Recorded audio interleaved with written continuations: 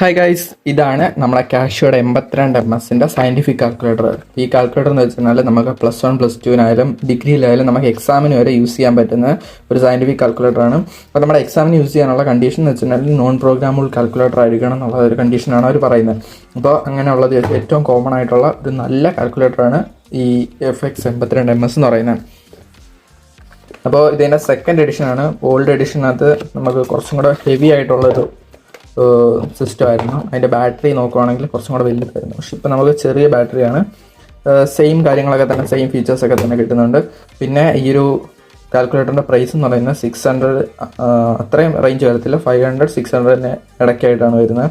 പിന്നെ ഇതിന് 3 ഇയർ വാറണ്ടിയും കിട്ടുന്നുണ്ട്.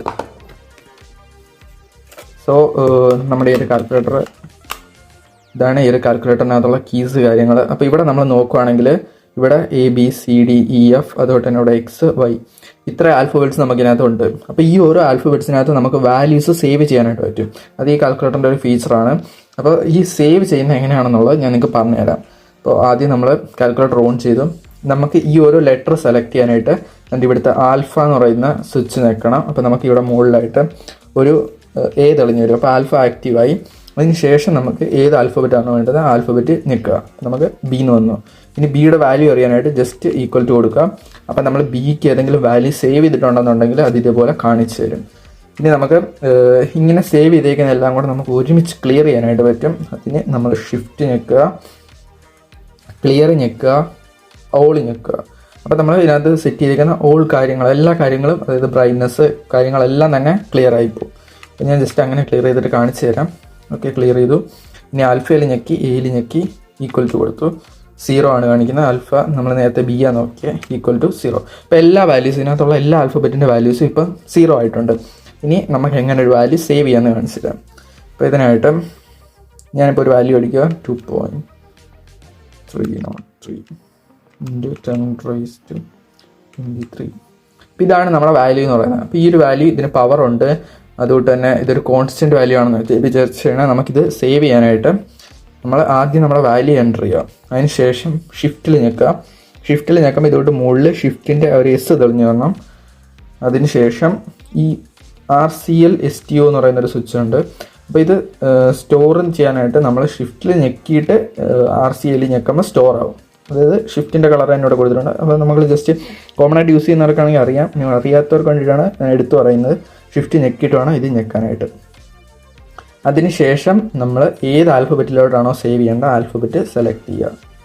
ഇപ്പോൾ നമ്മുടെ ആ ഒരു വാല്യൂ ആ ആൽഫബറ്റിലോട്ട് സേവ് ആയിട്ടുണ്ട്. അത് നമുക്ക് മുകളിൽ നോക്കുവാണെങ്കിൽ ആരോ മാർക്ക് ഇട്ട് കാണിച്ചേക്കുന്നതാണ്. നമുക്ക് നമ്മുടെ വാല്യൂ ബിയിലോട്ട് സ്റ്റോറായി. ഇത് അത്രേ ഉള്ളൂ. ഇനി നമ്മൾ AC അടിച്ചു. ഇനി നമുക്ക് ആ വാല്യൂ എടുക്കണം എന്നുണ്ടെങ്കിൽ ആൽഫ B ഈക്വൽ ടു നമുക്ക് ആ വാല്യൂ 2.303 × 10⁻23. അപ്പോൾ നമ്മൾ എൻ്റർ ചെയ്ത് കൊടുത്ത വാല്യൂ ഇവിടെ സേവ് ആയിട്ടുണ്ട്. ഇനി ഇത് ക്ലിയർ ചെയ്യാനായിട്ട് മൊത്തത്തിൽ നിങ്ങൾക്ക് ക്ലിയർ ചെയ്യേണ്ടെന്നുണ്ടെങ്കിൽ ക്ലിയർ ചെയ്യാൻ നിങ്ങൾ ചെയ്യേണ്ടത് 0ൽ ഞെക്കുക, ഷിഫ്റ്റ് ഞെക്കുക, സ്റ്റോർ ഞെക്കുക, സെയിം വാല്യൂ ബിയിലോട്ട് 0 സേവ് ചെയ്യുക. ഇപ്പോൾ ഓക്കെ പോയി. ഇപ്പം നമുക്ക് ബിയുടെ വാല്യൂ 0 ആയിട്ടുണ്ട്. ഇനി അല്ലാന്നുണ്ടെങ്കിൽ ഞാൻ നേരത്തെ പറഞ്ഞ പോലെ ഷിഫ്റ്റ് മോഡ് എന്ന് പറയുമ്പോൾ അത് ക്ലിയർ ആണ് വരുന്നത്. അതിനുശേഷം ഓൾ ക്ലിയർ കൊടുക്കുക. 3ൽ ഞെക്കി ഈക്വൽ ടു കൊടുത്താൽ ഓൾ ക്ലിയർ ആവും. 3 സമം. അപ്പോൾ ഈ ഒരു മെത്തേഡിലും ചെയ്യാനായിട്ട് പറ്റും. അപ്പോൾ അവസാനമായിട്ട് ഞാൻ വേറൊരു കാര്യം കൂടെ പറഞ്ഞുതരാം. ഇതിനകത്ത് നമ്മൾ സ്റ്റോർ ചെയ്യാൻ വേണ്ടിയിട്ടാണ് ഈ ഒരു സ്വിച്ച് യൂസ് ചെയ്തത്. ഇനി നമ്മൾ ഷിഫ്റ്റ് ഞെക്കാതെ ജസ്റ്റ് റീകാർഡിൽ മാത്രം ഞെക്കി നമ്മളൊരു ആൽഫബറ്റ് ഞെക്കുകയാണെന്നുണ്ടെങ്കിൽ ആ ആൽഫബറ്റിൻ്റെ വാല്യൂ ഡയറക്റ്റായിട്ട് കാണിക്കുന്നതായിരിക്കും. ഇനി നമുക്കല്ലാതെ കാൽക്കുലേഷൻ ചെയ്യുന്ന സമയത്ത് ഇപ്പം നമ്മൾക്ക് കണ്ട് നോക്കുകയാണെങ്കിൽ റീകാൾ എയുടെ വാല്യൂ ഇതാണ്, എയുടെ വാല്യൂ എന്ന് പറയുന്നത്. അപ്പോൾ ഈ ഒരു വാല്യൂ നമുക്കൊരു കാൽക്കുലേഷനിൽ യൂസ് ചെയ്യണമെന്നുണ്ടെങ്കിൽ നമുക്ക് ജസ്റ്റ് ഡയറക്റ്റ് ചെയ്യാൻ പറ്റും. 2 × A ആണ് ചെയ്യേണ്ടതെങ്കിൽ 2 × അതിനുശേഷം ആൽഫ A. ഇപ്പം നമുക്ക് എയുടെ വാല്യൂ ആയിട്ട് മൾട്ടിപ്ലൈ ചെയ്ത് കാണിക്കാനായിട്ട് പറ്റും. ഈ രീതിയിൽ നമുക്ക് വാല്യൂ നോക്കാം. അല്ലാന്നുണ്ടെങ്കിൽ റീകാൾ ചെയ്ത് നോക്കാം. കാൽക്കുലേഷൻ ചെയ്യുന്ന സമയത്ത് ചെയ്യാൻ വേണ്ടിയിട്ടാണ് നമുക്ക് ആൽഫ ഉപയോഗിച്ചിട്ട് ഓരോ ആൽഫബറ്റും സെലക്ട് ചെയ്യാം. അല്ല നമുക്ക് ജസ്റ്റ് വാല്യൂ മാത്രം കണ്ടാൽ മതിയെങ്കിൽ ഇപ്പോൾ ഇതേപോലെ റീകാൾ C. ഇപ്പോൾ നമുക്ക് അതിൻ്റെ വാല്യൂ മാത്രം കാണാൻ പറ്റും. റീകാൾ B വാല്യൂ മാത്രം കാണാൻ പറ്റും. അപ്പോൾ അതാണ് ഈ ഒരു കീയുടെ യൂസ് എന്ന് പറയുന്നത്. ജസ്റ്റ് ഒരു ആൽഫബറ്റിലോട്ട് ഒരു വാല്യൂ സ്റ്റോർ ചെയ്യാനോ അല്ലെങ്കിൽ അത് നമുക്ക് വ്യൂ ചെയ്യാനോ ഈ റീകാൾ യൂസ് ചെയ്യാനായിട്ട് പറ്റും. ഇനി ആൽഫ യൂസ് ചെയ്യുന്നതെന്ന് വെച്ച് കഴിഞ്ഞാൽ നമ്മളൊരു കാൽക്കുലേഷൻ ചെയ്യുന്ന സമയത്ത് ഈ ഒരു ആൽഫബറ്റിൻ്റെ വാല്യൂ അതിനകത്തോട്ട് ഇൻപുട്ട് ചെയ്ത് കൊടുക്കാൻ വേണ്ടിയിട്ട് നമുക്ക് ഈ ആൽഫ കീയും യൂസ് ചെയ്യാം. അപ്പോൾ ഇത്രേ ഉള്ളൂ ഈ ഒരു സ്റ്റോർ ചെയ്യുന്ന ഒരു ട്രിക്ക് എന്ന് പറയുന്നത്. ജസ്റ്റ് നിങ്ങൾക്ക് കോൺസ്റ്റൻറ്റ് കാര്യങ്ങളൊക്കെ എക്സാമിന് നമുക്ക് ഒരുപാട് കോൺസ്റ്റൻസ് ഒക്കെ വേണം. അപ്പോൾ നമുക്ക് നോർമലി നമ്മുടെ ക്ലാസ് ടേബിളൊക്കെ യൂസ് ചെയ്യാം. പക്ഷേ എന്നാലും കാൽക്കുലേഷൻ ചെയ്യാനുള്ള എളുപ്പത്തിന് വേണ്ടിയിട്ട് കാൽക്കുലേറ്ററിൽ സേവ് ചെയ്തിടണമെങ്കിൽ ഈ ഒരു രീതിയിൽ സേവ് ചെയ്യാൻ പറ്റും.